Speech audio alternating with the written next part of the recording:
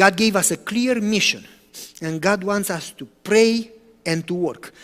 There is a quotation that says, by thousands of voices all over the earth, the warning will be given.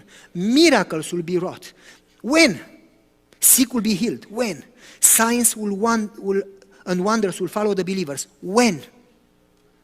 Read the first sentence. When you go and work, then God goes with you. He says, go and I will be with you. When you go and work, God is going to perform miracles. Don't expect God to do miracles for you. God, help me with this, help me with job, help me with health. You need to go out and work, and then God will perform miracles. Miracles are not to help us have a comfortable life. Miracles are to help us save the lost. Jesus didn't say to Lazarus, wake up so you have another 3 miserable years of life, and then you die again. He said, do that so they may know that you sent me. The reason for miracles in Jesus' life was that the others may know and be saved. Miracles are to save the lost, not to help the faithful to have a better life.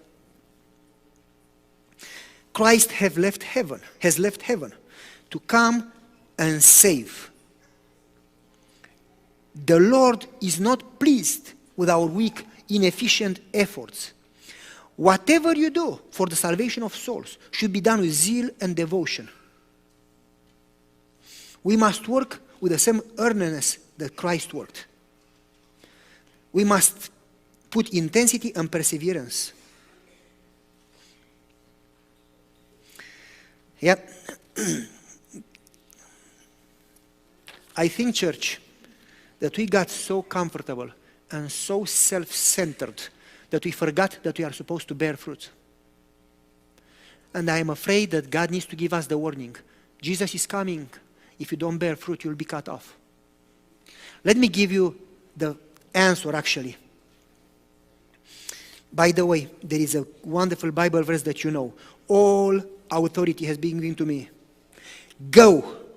You don't wait for them to come to you. You go out to them. Jesus didn't say, wait, when they come, tell them. Go. And if you go, I will be with you always. So,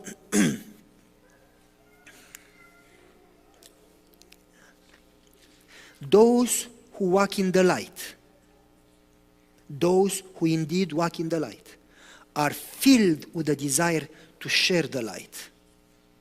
They become light bearers. The work that the disciples did, we are called to do. Every Christian is to be a missionary. The Spirit of Christ is a missionary spirit.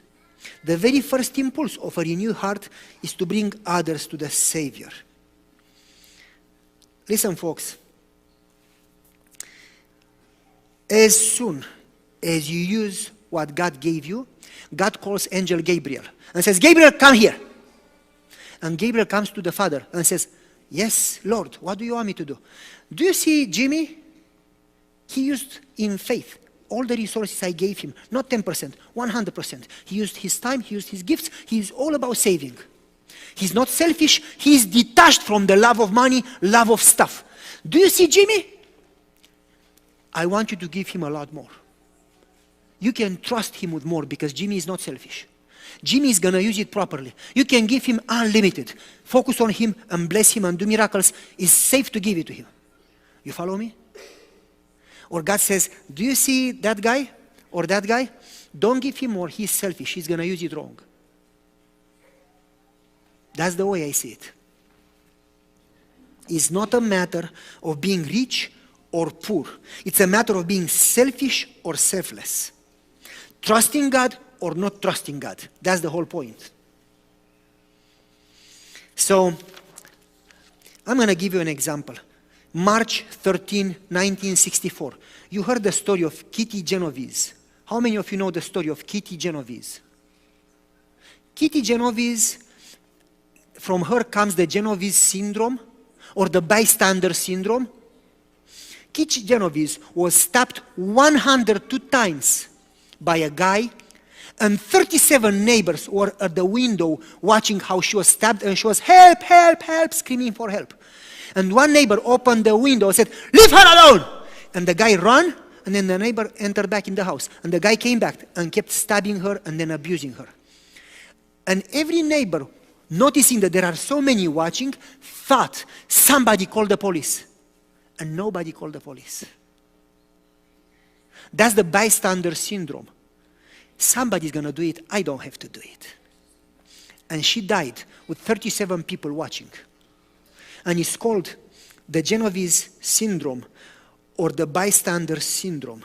When you watch and do nothing, God is tired of Genovese syndrome in the church. Bystander syndrome.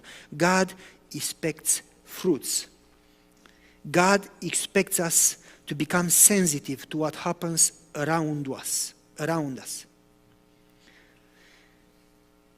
So, how do you get ready? I'm not going to read the quotations because there are too many. Every true disciple is born into the kingdom as a missionary.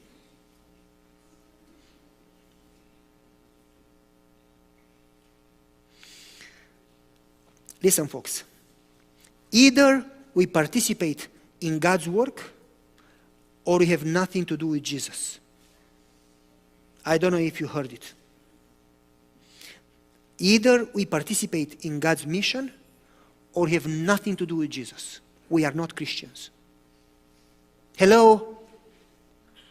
You heard it? Those who don't act are not Christians. Listen, let me explain now.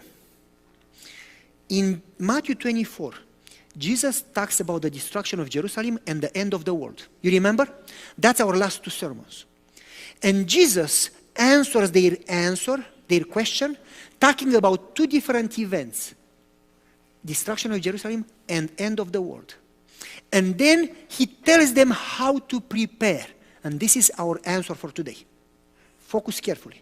He tells them how to prepare. How do you prepare for the destruction of the world, for the end of the world, for the second coming? How do you prepare? You raise your eyes and wait. How do you wait? You do nothing and wait, stand by and Genovese syndrome? How do you wait? And Jesus tells them how to wait. As soon as he is done talking about the signs of the times, the signs of the end, Jesus tells them a parable so they know how to prepare. And Jesus says, there was a master who went to his servants and he gave to one 5 talents, to one 2 talents, and to one 1 talent and said, go out and use it. And then the master came back. And what happened? I'm sorry, it's a different story there. I'm wrong. He told them to feed the other servants, you remember? And the master was late. And some of them were feeding the servants, and some of them said, hey, he's late. And they stopped feeding the servants, and they start to abuse them. And he came back.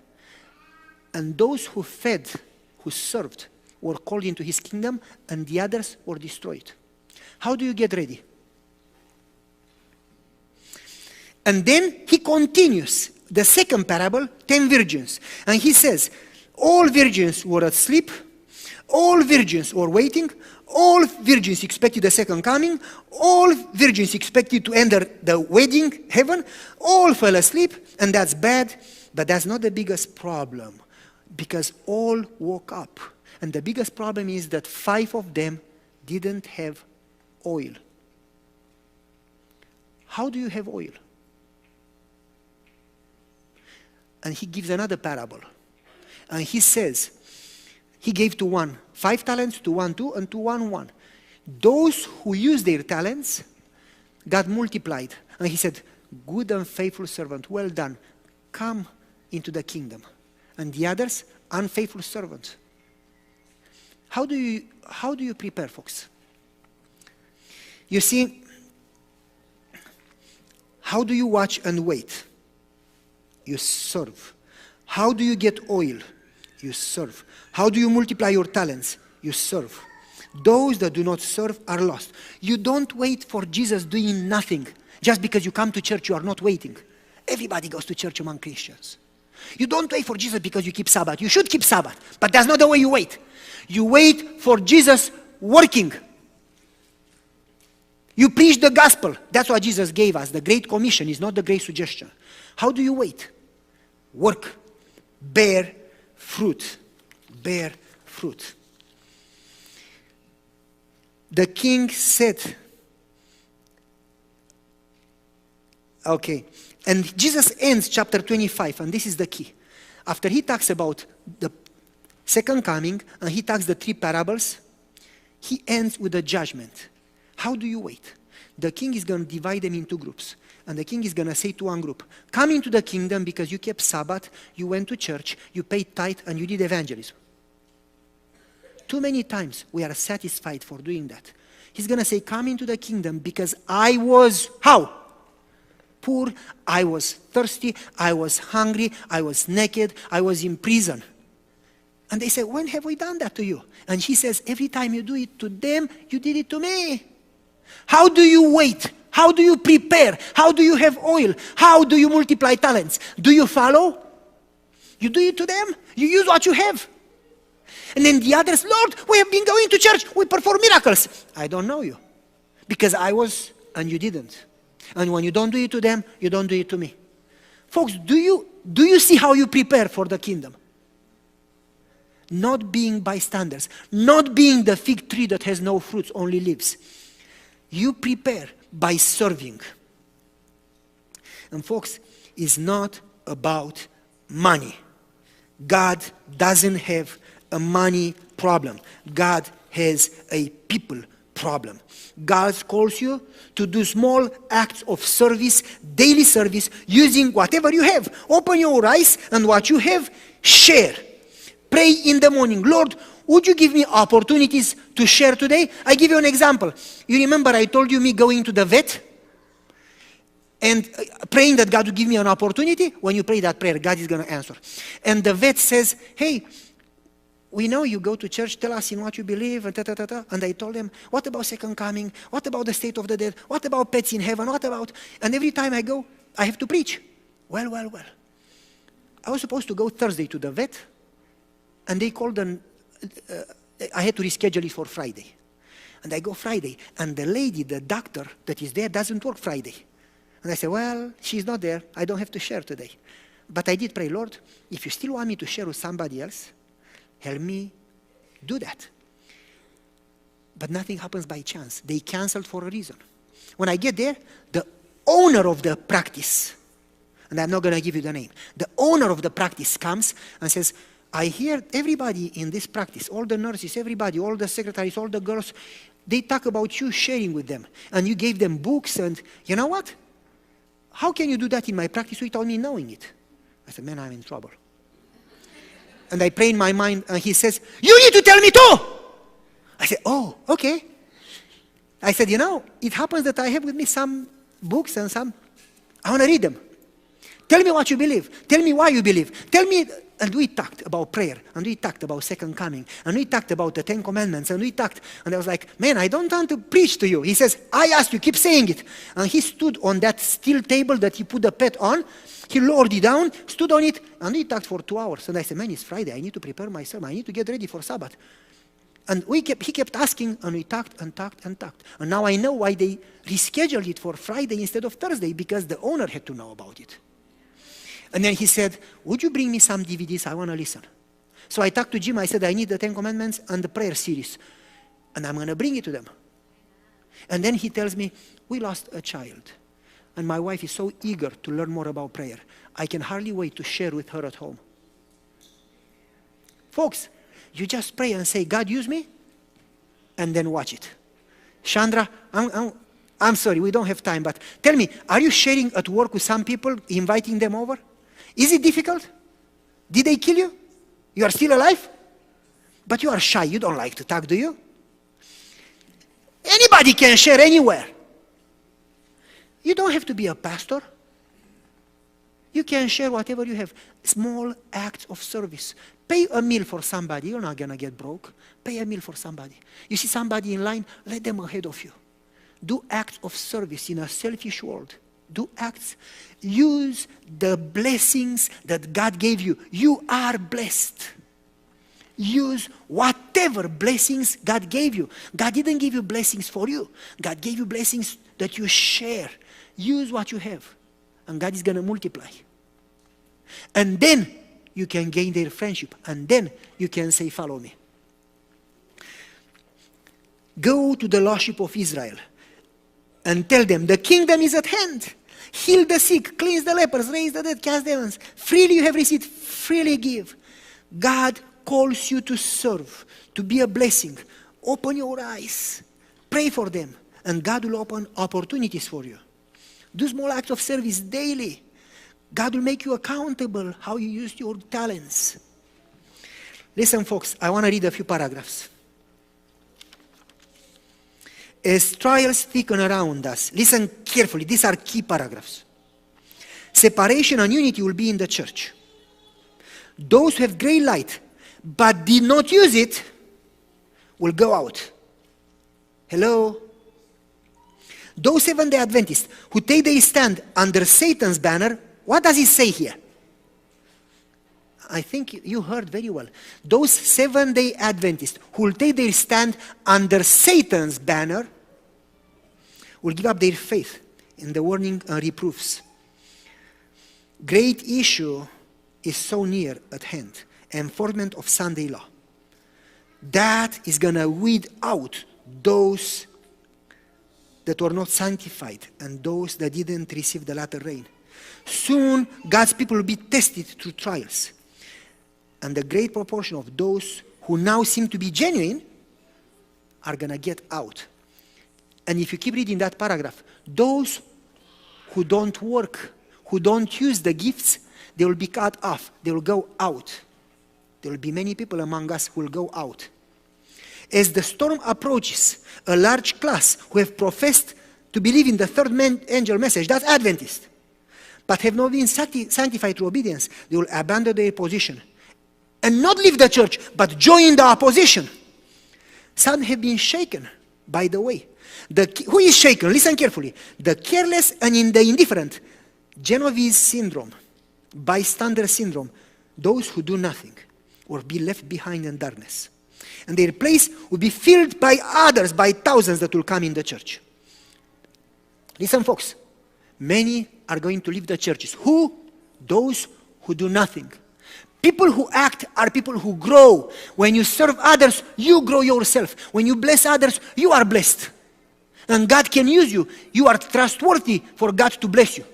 When you do nothing, eventually you will grow cold. When the persecution comes, you will leave. Listen, the broken ranks will be filled by those represented by Christ in those who come in the 11th hour. Large numbers will be admitted back to replace those who left. God will use ways and means that cannot be envisioned by our power and our mind. God is going to perform amazing miracles to finish the work with one generation. We'll finish the work. But God has to purify the church, and then when those who don't work are out and those who work are in, then we can finish the work. Wow, wow, wow. He will raise up among the common people, men and women, and they will do his work. Soon will be an awakening that will surprise many. Those who don't realize, listen carefully, the necessity of service will be passed by. Who is passed by? I should have underlined this. Those who don't realize the necessity of service will be passed by. Listen, folks, you want me to repeat? Who is passed by? How do you get ready? You don't get ready by doing nothing. You get ready by working. Those who don't realize the necessity of service will be passed by. This is tough. The Lord, listen carefully. Oh, come on, move. It doesn't move. Okay, too much now. The Lord abhors indifference and disloyalty in a time of crisis in his work. Wow. Wow. You want me to read it again? The Lord hates, he cannot stand indifference, Genovese syndrome, and disloyalty in a time of crisis. The whole universe is watching the great controversy. The people of God are ready to enter Canaan. What can be of more importance than to be loyal to God? His special blessing accompanies those who labor.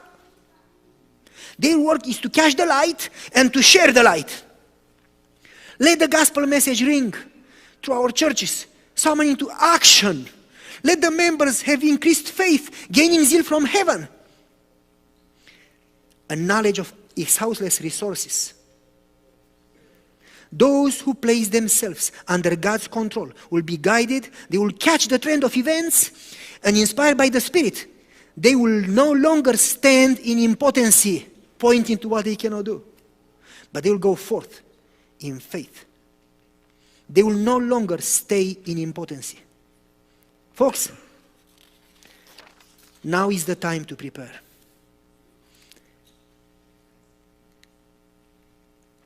I'm going to jump to the end. Concerning to times and seasons, you don't need to write to you because you don't live in the darkness. You know that Jesus is coming.